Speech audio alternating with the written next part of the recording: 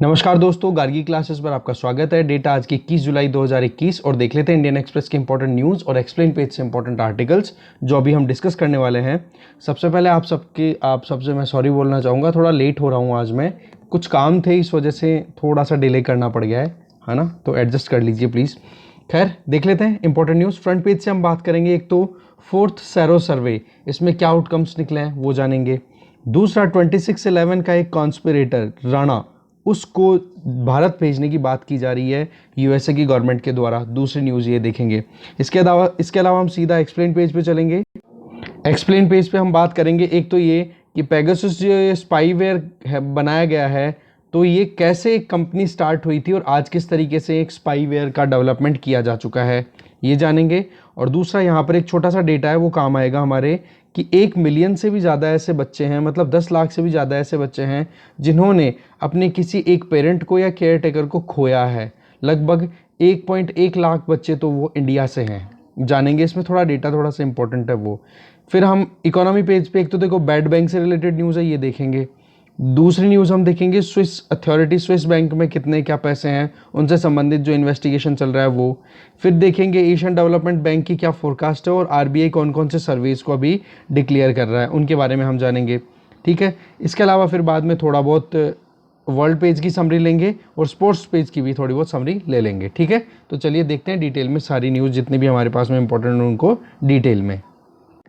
सबसे पहली न्यूज़ है फ्रंट पेज से कि 4th सेरो सर्वे किया गया, तो उसमें ये पता पड़ा है कि पहली 4th सेरो सर्वे मतलब ब्लड टेस्टिंग हुई, तो पता पड़ा कि एक बहुत बड़ा जंप देखने को मिला है कि हर 3 इंडियंस में से 2 इंडियंस में जो कोविड-19 के अगेंस्ट में एंटीबॉडीज जो हमारी बॉडी में जनरेट होती है वो मिली है। दैट मीन्स इन्फेक्शन जो सेकेंड वेव गया है उसमें ज़बरदस्त लेवल तक पहुंचा है। ठीक है, और सेम चीज आपको रूरल डेटा में भी देखने को मिलेगी। अच्छा, इसमें आप देखो कि 6 साल से ज्यादा बच्चे भी इंक्लूडेड हैं, तो पहला ये सेरो सर्वे है जिसमें कि चिल्ड्रन को भी इंक्लूड किया गया है। तो इससे आपको क्या क्लियर होता है कि नंबर 1 कि हर 3 में से 2 अगर इन्फेक्शन ले चुके हैं, इन्फेक्शन हो चुका है या फिर वैक्सीनेशन ले चुके हैं, इसकी वजह से उनकी बॉडी में जो एंटीबॉडीज हैं वो जनरेट हो चुकी है, तो अभी भी लगभग 40 करोड़ इंडियंस ऐसे हैं जिनके लिए इन्फेक्शन ज़्यादा एक प्रॉब्लमेटिक हो सकता है। तो उन 40 करोड़ लोगों को जल्दी से जल्दी वैक्सीनेट करना एक टारगेट होना ज़रूरी है। ये डिटेल देखो आईसीएमआर के द्वारा अभी रिलीज किया गया है, Indian council of medical research के द्वारा। ठीक है, तो अब देखो यहाँ टोटल लगभग 28,975 लोगों को टेस्ट किया गया SARS-CoV-2 जो वायरस है इसके अगेंस्ट में जो एंटीबॉडी है, तो पता पड़ा कि 67.6% मतलब टू थर्ड पॉपुलेशन जो थी इन टेस्ट सैंपल में, उनमें एंटीबॉडीज देखने को मिली। ठीक है, इसमें 6 से 17 साल के बच्चों को भी इंक्लूड किया गया था, मतलब 6 से ज़्यादा उम्र के सारों को इंक्लूड किया गया था। तो ऐसे में लगभग 40 करोड़ लोग ऐसे हैं जो अभी भी वल्नरेबल हैं, जिनके अभी भी इन्फेक्शन नहीं हुआ है, उनकी बॉडी में क्या है एंटीबॉडीज जनरेट नहीं हुई है, तो उनको प्रोटेक्शन देना ज़रूरी है। इस सर्वे से ये चीज़ क्लियर हो रही है। दूसरा कि अब इस चीज़ से एक चीज़ क्लियर हो रही है कि थर्ड वेव जो आएगी वो आएगी तो ज़रूर, आने के चांसेस पूरे बन रहे हैं, पर बोले वो माइल्ड आएगी, इतनी ज़्यादा सीवियर नहीं रहने वाली, क्योंकि ऑलरेडी हमारी बॉडीज़ में एंटीबॉडीज़ जनरेट हो गई, तो रोग प्रतिरोधक क्षमता, हमारी बॉडी की जो इम्यूनिटी है वो स्ट्रांग है। तो उस केस में क्या हो जाएगा, जो फैटेलिटी जो अभी सेकेंड वेव के टाइम पे देखने को मिली, वो फैटेलिटी रेट हमें कम देखने को मिलेगी। ठीक है, पर फिर भी हम हमारे जितने भी गार्ड्स हैं, जितने भी हमारे जो कोविड अप्रोप्रिएट बिहेवियर है, social distancing, mask, sanitization, hand washing, वो सारी चीज़ें हम बिल्कुल भी इग्नोर नहीं कर सकते, या फिर जो मास गैदरिंग ऑफ क्राउड उसको भी हमें अवॉइड करना है, वो सारी चीज़ें बताई जा रही है। ठीक है, आगे चलते हैं। देखो 26/11 के टाइम पे जो इंडिया में हमें पता है मुंबई में अटैक हुआ था, ताज होटल अटैक हुआ था, तो उसमें देखो यूएसए की जो बाइडेन एडमिनिस्ट्रेशन सरकार है, बाइडेन सरकार है, वैसे तो वहाँ पर एडमिनिस्ट्रेशन चलता है, हमारे यहाँ पर मिनिस्टर्स जो हैं वो इलेक्टेड होते हैं, वहाँ पर एडमिनिस्ट्रेटर अपॉइंट किए जाते हैं प्रेसिडेंट के द्वारा, तो ऐसे में वो एडमिनिस्ट्रेशन बोल दिया जाता है। तो बाइडेन एडमिनिस्ट्रेशन ने फेडरल कोर्ट की एक यूनिट को जो कि लॉस एंजलिस में लोकेटेड है, वहाँ पर एक रिक्वेस्ट डाली है अपनी तरफ से, अर्ज किया है कि पाकिस्तान ओरिजिनेटेड जो कैनेडियन बिजनेसमैन है जिसका नाम है थावुर राणा, बोलो उसको आप इंडिया भेजो, क्योंकि उस बंदे का हाथ पूरा इन्वॉल्व था 2008 के मुंबई अटैक में। तो यहाँ पर आप देख सकते हो कि इंडिया का और यूएसए के रिलेशन किस हाइट तक अब पहुँच रहे हैं। ठीक है, कि जहां पर टेररिस्ट एक्टिविटीज को कंट्रोल करने के लिए सीधा अब यूएसए की जो सेंट्रल गवर्नमेंट है, वहां की फेडरल गवर्नमेंट है, उन्होंने ये बात कही है फेडरल कोर्ट में। ठीक है, तो ये 59 ईयर्स ओल्ड है, फ्यूजिटिव है, डिक्लेयर किया हुआ है, फिजिटिव मतलब भगोड़ा डिक्लेयर किया हुआ है इंडिया के अंदर इसको तो, और मल्टीपल क्रिमिनल चार्जेस लगे हुए हैं, जिसमें एक सबसे बड़ा चार्ज कौन सा है, 2008 का जो मुंबई टेरर अटैक है, जिसमें 166 निर्दोष लोगों की जान गई थी। ठीक है, और उनमें से 6 अमेरिकन भी थे। ओके, तो ये मुद्दा है सारा। ओके, आगे चलते हैं। एक्सप्लेन पेज पे हम देखेंगे the making of Pegasus from startup to spy tech leader. देखो बना कैसे ये जो पेगासस था। देखो आज के टाइम पे हजारों ऐसी साइबर सिक्योरिटी में काम करने वाली कंपनीज है, बड़ी बड़ी कंपनियां, वो सिर्फ यही देख रही हैं कि जितने भी सॉफ्टवेयर प्लेटफॉर्म्स काम कर रहे हैं उनमें कुछ लूप होल तो नहीं है, क्योंकि साइबर क्राइम्स का जो लेवल है वो लगातार बढ़ता चला जा रहा है और उनको मैनेज करना एक अपने आप में बहुत बड़ा मुद्दा है। तो ऐसे में आप जैसे मान लो कोई भी स्मार्टफोन यूज़ करते हो, कोई भी लैपटॉप यूज़ करते हो, उसमें ऑपरेटिंग सिस्टम है, उसमें जो अपडेट आते हैं वो अपडेट इसीलिए तो आते हैं ना कि जिससे कि आपको बढ़िया क्वालिटी के फीचर्स अवेल कराए जा सकें। आपका जो भी इक्विपमेंट है, चाहे स्मार्टफोन हो, चाहे लैपटॉप हो, चाहे कुछ भी हो, आप यूज़ कर रहे हो इलेक्ट्रॉनिक मीडियम से, जिसमें सॉफ्टवेयर्स आप इंस्टॉल करते हो, तो वहाँ पर वो अपग्रेडेड वर्जन क्या करता है, आपको इम्यून बनाता है, आपके सिस्टम को इम्यून बनाता है। इससे क्या हो जाएगा कि कोई भी साइबर थ्रेट अगर आ रहा है, नया कोई डेवलप किया है, जो भी हैकर्स हैं या साइबर क्रिमिनल्स हैं उन्होंने, तो उसको चेक करने के लिए हमारे पास में डिफेंसिव सिस्टम तैयार रहे। तो ऐसा करने वाली हजारों कंपनियां काम करती हैं।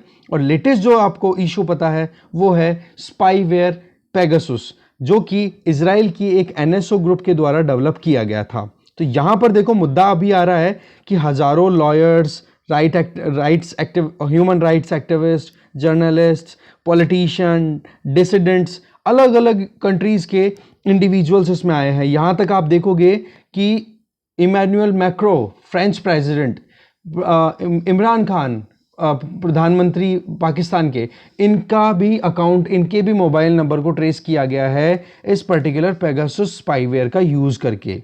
आज ये जो इन्वेजिव स्पाईवेयर है, इसका डेवलपमेंट कैसे हुआ, उसके पीछे की एक स्टोरी हम समझते हैं।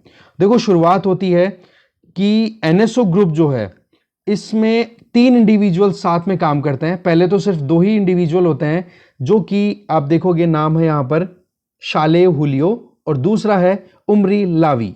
ये दोनों मिलकर, दोनों दोस्त थे और इन्होंने एक स्टार्टअप शुरू किया। ठीक है, और स्टार्टअप का देखोगे मीडिया एंड, ऐसे करके ये नाम इन्होंने किया, स्टार्टअप मीडिया एंड। 2000 की बात है, ये लगभग 2000s की बात है। और ये अभी रिलीज कहाँ से हुआ है, फ्रांस की एक नॉन प्रॉफिट एजेंसी है जिसका नाम है फॉरबिडन स्टोरी, उसके द्वारा ये पूरी स्टोरी रिलीज की गई है। ठीक है, अब आप देखोगे स्टार्टअप जो है वो 2008 का जैसे ही सब प्राइम क्राइसिस आता है, वॉश आउट हो गया, बर्बाद हो गया। पर उसी टाइम पे एक अपॉर्चुनिटी भी आ जाती है इन दोनों के पास में कि 2007 से थोड़ा थोड़ा ये भी स्कोप निकलने लग गया कि अब जो हैंड होल्ड मोबाइल फोन्स है ना, उनका यूज केवल टेक्स्ट और कॉलिंग के अलावा भी किया जा सकता है, इंटरनेट में भी हम यूज कर सकते हैं। तब इन्होंने एप्पल के आईफोन की लॉन्चिंग में पार्टिसिपेशन देना शुरू कर दिया। दोनों ने, किसने, शाल्वे हुलियो ने और ओमरी लावी ने, इन दोनों ने मिलकर के एप्पल को ज्वाइन कर लिया। फिर टाइम बीतता है, एक्सपर्ट होना शुरू हो जाते हैं, एक्सपर्टाइज इनको गेन होती है। फिर उसके बाद में इन्होंने अपना आप खुद, आप देखोगे खुद का एक कम्युनिटेक करके एक सॉफ्टवेयर लॉन्च कर दिया। अब आप देखो ये कम्युनिटेक का काम क्या था, वो ये कि मान लो कोई भी स्मार्टफोन यूजर्स हैं, उन स्मार्टफोन यूजर्स के कोई प्रॉब्लम आती है तो उन प्रॉब्लम को सॉर्ट आउट करने के लिए क्या किया जाता है, इस कम्युनिटेक प्लेटफॉर्म का यूज करके उस स्मार्टफोन यूजर के स्मार्टफोन का जिसमें बग है, कोई प्रॉब्लम है, कोई यूजर को प्रॉब्लम आ रही है यूज करने में, तो उसको एक्सेस कर सके और दूर बैठ करके उनको गाइड कर सके। इसका सिंपल सा तरीका मैं बताता हूं। मान लो आप कोई सॉफ्टवेयर यूज करते हो, वो अमेरिका की कंपनी ने उसको डेवलप किया है, जैसे एडोबी की बात कर लो या कोई भी आप एप्लीकेशन यूज कर रहे हो।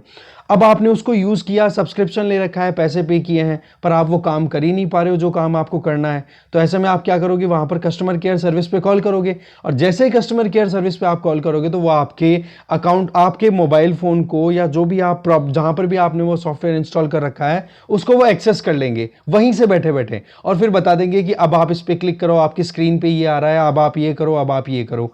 तो वो चीजें करके वहां पर करेक्ट कर देते हैं। तो ये क्या है, एक ऐसा मेथड है कि दूर से बैठ करके आप रिमोटली कोई भी डिवाइसेस है, चाहे स्मार्टफोन हो चाहे जो भी कंप्यूटर्स हैं, इनको आप दूर से ऑपरेट कर सकते हो। इससे क्या होगा, यूजर्स को आप सपोर्ट और हेल्प प्रोवाइड कर सकते हो। अब आप देखो यहां पर शुरुआत तो किससे हुई थी, हेल्प से, पर अब धीरे धीरे क्या होने लग गया, स्मार्टफोन का जो स्प्रेड है वो लगातार बढ़ा। आज आपके हाथ में भी, आपके आसपास में, घर में भी कम से कम, अगर आप सिटी में हो तो हर घर के अंदर 5 से 7 स्मार्टफोन मिल जाएंगे आपको मिनिमम। ठीक है, चाहे एक का नाम टैब होगा, एक का नाम स्मार्टफोन आपका मोबाइल हो जाएगा, या फिर आप एक लैपटॉप भी मेंटेन करते होंगे। तो ये चीजें क्या हो गई कि नंबर ऑफ स्मार्टफोन या फिर दी स्मार्ट डिवाइसेस की एक्सेसिबिलिटी वो क्या है, लगातार बढ़ गई। तो ऐसे में इन मोबाइल ऑपरेटर्स के साथ में कनेक्शन देना, ठीक है, जो ये एयरटेल, वोडाफोन, जियो, ये सारे हैं, इनके साथ में कनेक्शन देना। फिर बात आने लग गई कि मैसेजेस को कैसे प्रोटेक्ट किया जाए, तो उसके लिए कॉन्सेप्ट आया एनक्रिप्शन का, कि एंड टू एंड एनक्रिप्ट करके, कि हाँ जी जो सेंडर है उसने मैसेज किया तो वो केवल रिसीवर को ही पहुंचे, बीच में कोई भी उसको हैक ना कर सके। पर हो क्या गया कि इन दोनों ने मिलकर के, हुलियो और लेवी ने क्या किया, इसका भी तोड़ निकाल लिया। कैसे कि बिना कोई एनक्रिप्शन कोड डालें, बिना कोई उस पर्टिकुलर मैसेज को डिकोड किए उन्होंने पढ़ना शुरू कर दिया। ये एक रास्ता इन्होंने निकाल लिया। इसमें यूजर को पता ही नहीं है कि उनका इंफॉर्मेशन निकलना शुरू हो गई। तो देखो शुरुआत कहां से होती है और कैसे कैसे धीरे धीरे बढ़ते बढ़ते ये अपने आप में बिल्कुल इंडिपेंडेंट होना शुरू हो जाते हैं। अब आप देखो इन दोनों ने, हुलियो और लावी ने आगे क्या किया है कि एजेंसीज को आगे सपोर्ट प्रोवाइड करने की शुरुआत कर दी। जैसे मान लो कि कोई सेंट्रल गवर्नमेंट है, यहां पर एग्जांपल देखो मैक्सिको का दिया हुआ है एक बड़ा डिटेल में, कि मैक्सिको में जब इलेक्शंस हो रहे थे तो उस टाइम पर स्पाईवेयर का यूज किया गया था, जिससे कि ये पता पड़ जाए कि कौन क्या बात कर रहा है। और मेन काम था वहां पर स्मगलिंग को रोकना। ड्रग स्मगलिंग बहुत ज्यादा हुआ करती थी मैक्सिको में, और अभी भी कम नहीं होती है, बहुत ज्यादा होती है मैक्सिको में।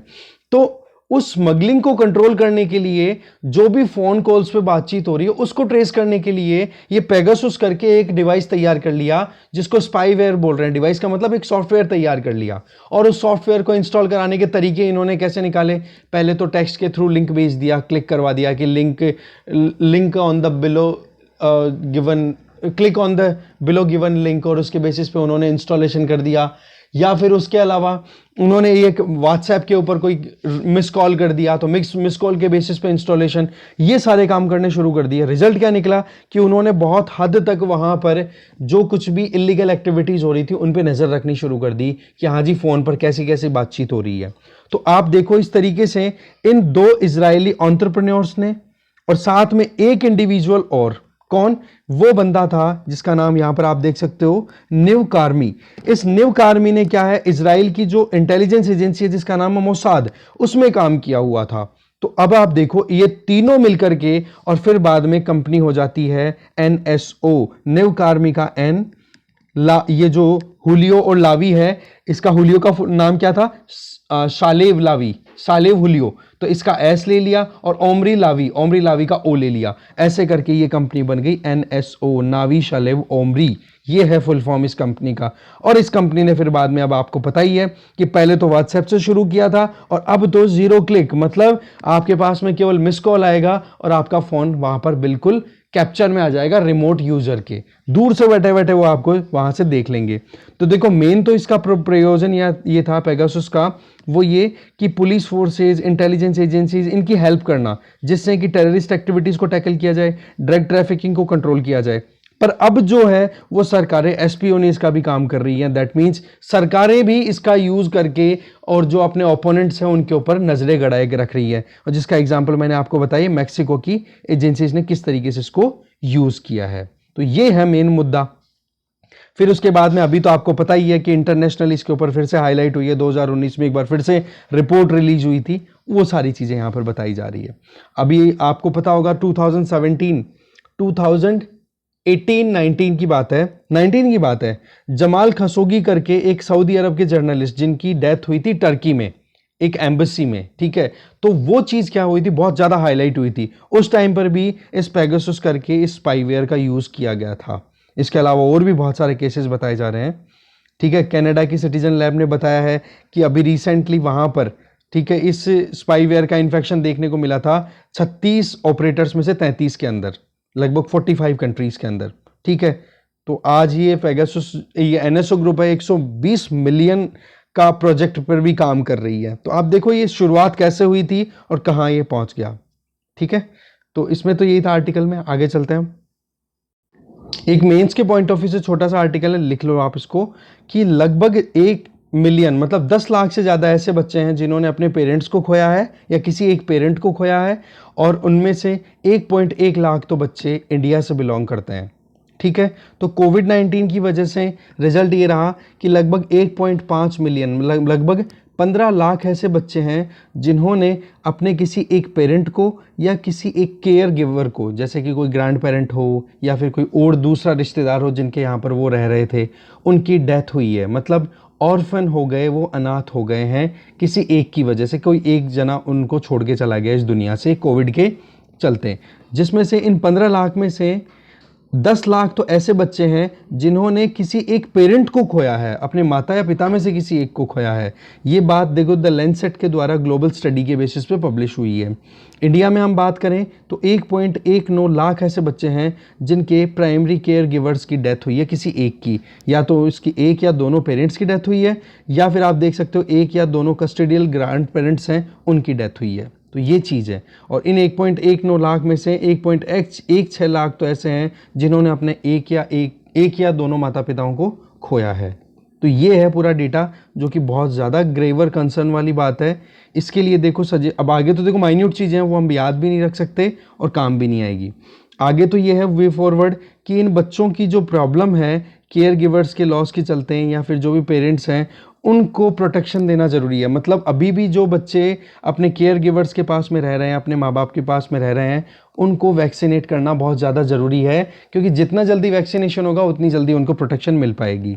साथ में केयर गिवर्स की प्रोटेक्शन की ज़रूरी है, क्योंकि हर 12 सेकंड में इंडिया ऑल ओवर वर्ल्ड लगभग एक केयर गिवर किसी भी बच्चे का वो एक्सपायर हो रहा है कोविड-19 के चलते। अब आप देखो डेथ रेट कितनी ज़्यादा है। फिर ये बोला जा रहा है कि कोविड-19 तो चलो ठीक है कि आपको दिख रहा है सब कुछ, बट ये एक ऑर्फन वाला है ना, ऑर्फनहुड, बच्चे का अनाथ होना, वो एक हिडन पैंडेमिक है। इसको हमें ग्लोबल इमरजेंसी के तौर के ऊपर एड्रेस करने की ज़रूरत है। इसके अलावा अर्जेंट स्ट्रेस हमें इस बात पर देने की ज़रूरत है कि एक स्पेशल टास्क फोर्स स्टैब्लिश की जाए, जिसमें कि हर एक डिस्ट्रिक्ट, हर एक स्टेट लेवल पे काम हो, और जो भी वल्नरेबिलिटीज़ है बच्चों की, जो कि साइको सोशल रिस्क होता है उनका, कि वो कितना ज़्यादा स्ट्रेस में पहुंच जाते हैं, सोसाइटी में उनको किस तरीके से ट्रीटमेंट मिलता है, उनका डेवलपमेंट में जो डिले हो जाएगा माँ बाप के या फिर किसी भी केयर गिवर के मिस होने के चलते हैं, उनको एड्रेस करने के लिए काम हमें करना ज़रूरी है। क्योंकि स्टडीज़ पे या फिर उनकी लाइफ के ऊपर जो प्रॉब्लम आ रही है ना, उसको एड्रेस करना बड़ा ज़रूरी है, क्योंकि वही तो फ्यूचर ह्यूमन रिसोर्स है, ह्यूमन कैपिटल है हमारे लिए। ठीक है, आगे चलते हैं। नेक्स्ट आर्टिकल है, देखो एआरसी के बारे में, एसेट रिकंस्ट्रक्शन कंपनी, जिसको हम बेड बैंक बोलेंगे अब से। ठीक है, और रोड मैप एकदम क्लियर है, लगभग 2 लाख करोड़ रुपए के स्ट्रेस्ड एसेट्स को ये टैकल करेगी। ऑब्जेक्टिव आपको पता ही है कि मेन काम है कि जितने भी बिजनेसेस हैं जिन्होंने लोन लिया और लोन रिटर्न करने में वो सक्सेसफुल नहीं हैं, तो ऐसे में उनको आप देखो टेक ओवर किया जाए किसी बेड बैंक के द्वारा, और उससे क्या होगा, बैंकों की बैलेंस शीट मेंटेन होगी एक तो, दूसरी चीज़ हो जाएगी कि जो एसेट्स बेड लोन में कन्वर्ट हो गए उनका आसानी से रिजोल्यूशन किया जा पाए। देखो बात ऐसी है कि लगभग 22 ऐसे एसेट्स को आइडेंटिफाई कर लिया गया है स्टेट ऑन्ड बैंक्स, मतलब सरकारी बैंकों के तहत, जो कि 82,500 करोड़ रुपए के हैं। अब उनको ट्रांसफ़र किया जाएगा, जो फ्यूचर में हम जिसको बेड बैंक बोलेंगे, जिसका एक्चुअल में टेक्निकल नेम है national asset reconstruction company limited. ठीक है, अब इसमें आप देखोगे और ओवरऑल जो होगा अमाउंट वो लगभग बन जाएगा कितना, टोटल एनपीएस का 2 लाख करोड़ के लगभग। अब इसमें देखो स्टेट ऑन्ड बैंक हैं, वो भी पार्टिसिपेट करेंगे, और भी स्टेक होल्डर्स यहाँ पे इन्वॉल्व है। तो इसमें जो रजिस्ट्रार ऑफ कंपनीज हैं उसकी अगर बात करें तो 7 जुलाई को ये काम हो चुका था, रजिस्टर हो चुका है ये कंपनी का, किसका, जो हम इसको बोल रहे हैं ना नेशनल एसेट रिकंस्ट्रक्शन कंपनी, इसका 7 जुलाई को रजिस्ट्रेशन हो चुका है। देखो ये जो कंपनी है जिसको हम बेड बैंक बोल रहे हैं, इसमें एसेट्स का रेजोल्यूशन तो होगा, फाइनेंशियल एसेट्स के ऊपर तो काम करेगी, इसके अलावा उन प्रॉपर्टीज़ को मैनेज करना और कानून जो भी रेगुलेटरी रूल्स हैं उनको एनफोर्स करना, उन प्रॉपर्टीज़ को सेल करके पैसा निकाल करके जो भी क्रेडिटर्स हैं उनको रिपे करना, और उसके अलावा प्रॉपर्टी को रियलाइज करना, या फिर उस प्रॉपर्टी को पोजीशन किसको देना है, क्या करना है, वो सारी प्रोसेस में भी काम करेगा। दैट मीन्स केवल फाइनेंशियल एसेट्स का फंक्शन नहीं है, इसके अलावा एडिशनल काम भी इस बेड बैंक का रहेगा। NARCL, जिसको हम देखो बेड बैंक बोलेंगे अब आगे से, तो इसमें जो आर्टिकल ऑफ एसोसिएशन है, मतलब कौन लोग आकर के यहाँ पे पार्टिसिपेट कर रहे हैं, उसमें देखो SBI, union bank of India, bank of Baroda, Indian bank, इन्होंने तो लगभग 99 लाख शेयर्स परचेज किए हुए हैं, उनका शेयर इतना है। कैनरा बैंक की बात करो तो इसका भी है, इसके अलावा पंजाब नेशनल बैंक है, बैंक ऑफ इंडिया है, बैंक ऑफ महाराष्ट्र है, इनका इन्वॉल्वमेंट भी है। तो ओवरऑल आप देखो कि टोटल जितने भी शेयर्स हैं उनका अमाउंट रखा जा रहा है 100 करोड़ रुपए, और उनको 10-10 करोड़ के 10 आप देखोगे 10 करोड़ शेयर्स में कन्वर्ट कर दिया 10 रुपए के एक के हिसाब से, मतलब एक शेयर कितने का है, 10 रुपए का, ठीक है, और उसके अंदर फिर इन्वेस्टमेंट किए जा रहे हैं। तो ओवरऑल आप देखो कि लगभग यहां पर अभी कंपनी के अंदर 4 डायरेक्टर्स हैं, अपॉइंट किए जा चुके हैं। एक तो है पद्म कुमार माधवन नायर, ये हैं SBI से। ऐसे ही साली सुकुमारन नायर, ये भी SBI से हैं। ऐसे नायर अजीत कृष्णन, ये कैनरा बैंक से हैं। और सुनील मेहता, ये इंडियन बैंक एसोसिएशन से बिलोंग करते हैं। तो ये लोग हैं मेन डायरेक्टर्स, ठीक है। ऑब्जेक्टिव आपको मैंने बता ही दिया कि एसेट रिकंस्ट्रक्शन कंपनी का ये काम तो है जिसमें फाइनेंशियल एसेट्स को मैनेज करना, साथ में मैनेज करना, इन्फोर्स करना, सेल करना और रियलाइज करना किसी भी प्रॉपर्टी या एसेट्स को, किसी भी प्रॉपर्टी या एसेट को जो कि बैड बैंक में, बैड लोन में कन्वर्ट हो गया, ठीक है। रिजर्व बैंक ऑफ इंडिया इसको रेगुलेट करेगा, ये आप देखेंगे, ये बड़ा इंपॉर्टेंट आर्टिकल है, इसमें प्रीलिम्स में क्वेश्चन स्ट्रेट बनेंगे कि रेगुलेशन किसका रहेगा, सेबी का रहेगा, गवर्नमेंट ऑफ इंडिया का रहेगा, RBI का रहेगा। ऐसे क्वेश्चन फंसा देती है UPSC, क्या कोई भी एग्जाम में आजकल पूछे जाने लग गए ऐसे। इसके अलावा फ्रेमवर्क है वो ऑलरेडी RBI ने अपनी तरफ से गाइडलाइन दे दी है कि ARC है वो कैसे काम करेगी। जो नॉन परफॉर्मिंग एसेट्स हैं किसी भी बैंक के, जो भी बैंक से यहाँ पे इन्वॉल्व हैं उनके, तो बोला उनको कैसे आप टैकल करोगे, कैसे मैनेज किया जाएगा, ये बैड बैंक को कैसे हैंड ओवर किया जाएगा और क्या कंडीशनैलिटीज रहेगी। अब आप देखो कि गवर्नमेंट जो है इसका कोई इक्विटी शेयर नहीं है, ये बड़ी इंपॉर्टेंट स्टेटमेंट है एग्जाम पॉइंट ऑफ व्यू से, कि गवर्नमेंट का कोई इक्विटी स्टेक नहीं है इस कंपनी में, इस बैड बैंक के अंदर। यहां पर केवल गवर्नमेंट काम करेगी केवल और केवल गारंटर की तरह, कि हाँ जी इस पे काम रेजोल्यूशन NARCL कर रही है ना, तो इसकी गारंटी हम लेते हैं, आपका पैसा कहीं नहीं जाने वाला है।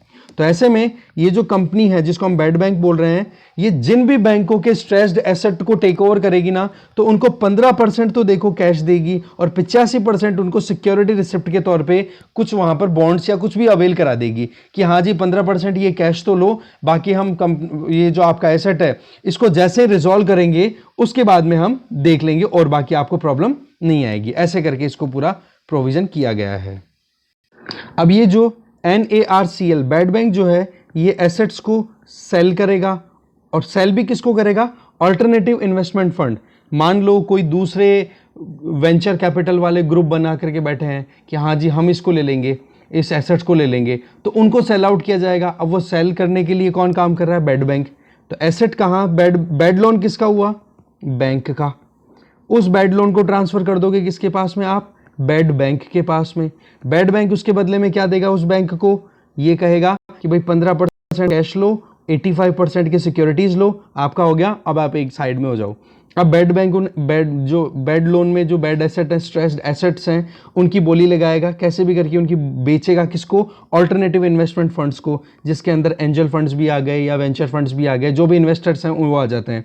तो उनको फिर अट्रैक्ट किया जाएगा, जो अच्छी बोली लगाएगा किसी भी एसेट की, उस एसेट को उसको बेच दिया जाएगा और वो पैसा ले लेगा बैड बैंक अपने हाथ में, अपना खुद का थोड़ा बहुत खर्चा निकालेगा और वो 85% जो सिक्योरिटीज दी हुई है उसमें फिर बाद में जो भी इनकी टर्म्स ऑफ कंडीशन रहेगी डीलिंग की बैंक और बैड बैंक के बीच की, उसको फिर बाद में क्या कर लिया जाएगा, हैंड ओवर कर दिया जाएगा पैसों को, कि लिए लो जी आपका स्ट्रेस एसेट हमने रिजॉल्व कर लिया।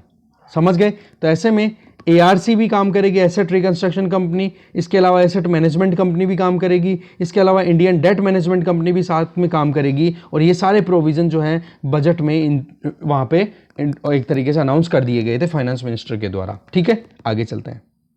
नेक्स्ट न्यूज़ है कि स्विट्जरलैंड की तरफ से ये स्टेटमेंट आया है कि अभी जो बैंक कस्टमर्स है, क्योंकि स्विस बैंक में बहुत ब्लैक मनी इंडियंस ने वहाँ पे अपनी डिपॉजिट कर रखी है, तो वहाँ पर जो सेंट्रल ब्रांच है स्विस बैंक की, तो वहाँ से स्टेटमेंट ये आया है कि जितने भी डिपॉजिटर्स हैं उनके अकाउंट कोई ज़रूरी नहीं है कि स्विट्जरलैंड में ही हो, जहाँ जहाँ पर भी स्विस बैंक की ब्रांचेज है बोलो वहाँ पर भी इन्वेस्टेड मतलब एक तरीके से लोगों ने डिपॉजिट कर रखे हैं अलग अलग ब्रांचेस के अंदर।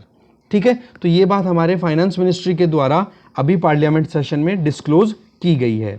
देखो लगभग 12,900 ऐसी कंपनियां हैं जिनको अभी बंद किया जा चुका है 2020-21 में। जो मुहिम चल रही है ना, जो शेल कंपनीज है जिनका यूज़ किया जाता है केवल और केवल टैक्स इवेजन मतलब टैक्स चोरी के लिए, जो फर्जी कंपनियां हैं उनको बंद करने की बात, तो लगभग 2020-21 का जो फाइनेंशियल ईयर था उसमें 12,889 कितने हो गए 12,900 के लगभग कंपनीज को स्ट्रक ऑफ, दैट मीन्स बिल्कुल क्लोज कर दिया गया है।